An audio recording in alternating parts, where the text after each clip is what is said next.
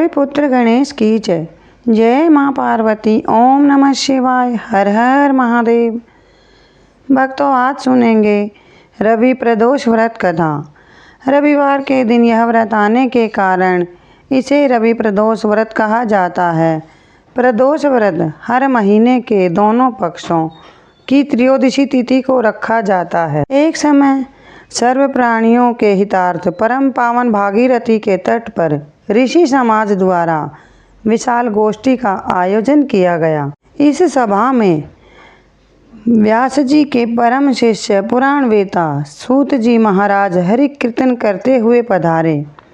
सूत जी को आते देख शौनक आदि 88,000 ऋषि मुनियों ने खड़े होकर दंडवत प्रणाम किया।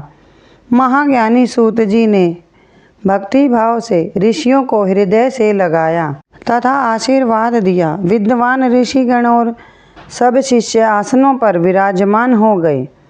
शौनक आदि ऋषि ने पूछा, हे पूज्यवर महामते, कृपया यह बताने का कष्ट करें कि मंगलप्रद कष्ट निवारक यह व्रत सबसे पहले किसने किया और उसे क्या फल प्राप्त हुआ।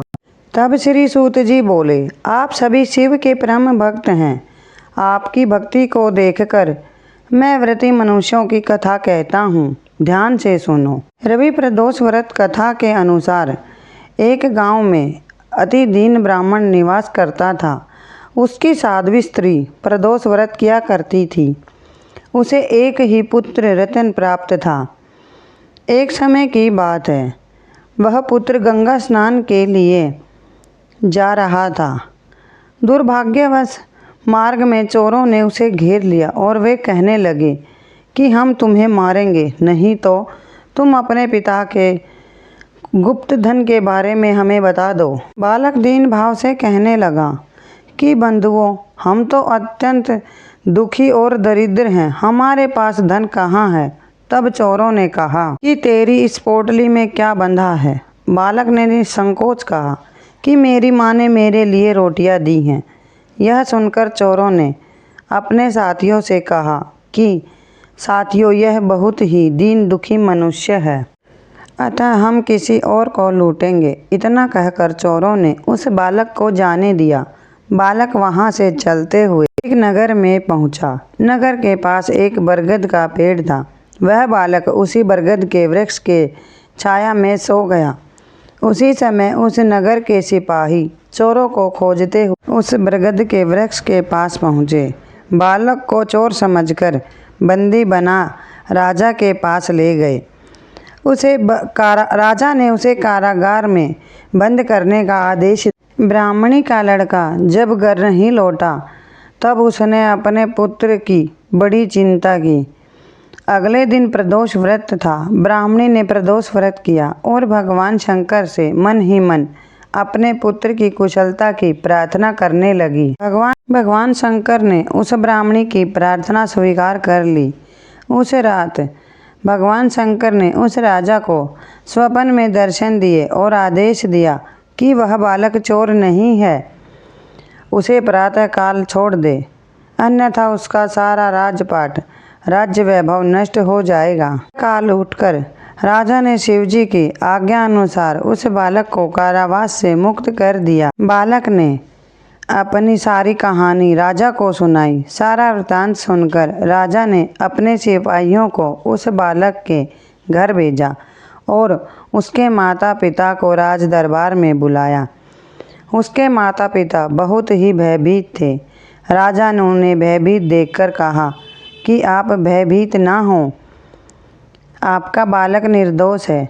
राजा ने ब्राह्मण को 5 गांव दान में दिए, जिससे कि वह सुखपूर्वक अपना जीवन व्यतीत कर सकें। अपने प्रदोष व्रत से एक और जुड़ी हुई कथा। प्रदोष को प्रदोष कहने के पीछे एक कथा जुड़ी हुई है। संक्षेप में यह कि चंद्र को क्षय रोग था, जिसके चलते उन्हें मृत्यु तुल्य कष्ट हो रहा था। भगवान शिव ने उस दोष का निवारण कर उन्हें त्रयोदशी के दिन पुनः जीवन प्रदान किया था। अतः इसलिए इस दिन को प्रदोष कहा जाने लगा। हालांकि प्रत्येक प्रदोष की व्रत कथा अलग अलग है। स्कंद पुराण में प्रदोष व्रत के महात्म्य का वर्णन मिलता है।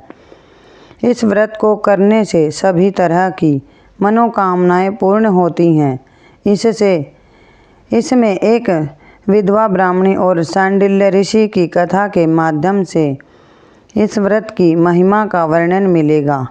पद्म पुराण की एक कथा के अनुसार चंद्रदेव जब अपनी 27 पत्नियों में से सिर्फ एक रोहिणी से ही सबसे अधिक प्रेम करते थे और बाकी 26 को उपेक्षित रखते थे, जिसके चलते उन्हें शाप दे दिया था, जिसके चलते उन्हें कुष्ठ रोग हो गया था। ऐसे में अन्य देवताओं की सलाह पर उन्होंने शिवजी की आराधना की और जहां आराधना की वहीं पर एक शिवलिंग स्थापित किया। शिवजी ने प्रसन्न होकर उन्हें न केवल दर्शन दिए बल्कि उनका कुष्ठ रोग भी ठीक कर दिया। चंद्रदेव का एक नाम सोम भी है। उन्होंने भगवान शिव को ही अपना नाथ स्वामी मानकर यह तपस्या की थी, इसलिए इस स्थान का नाम सोमनाथ हो गया।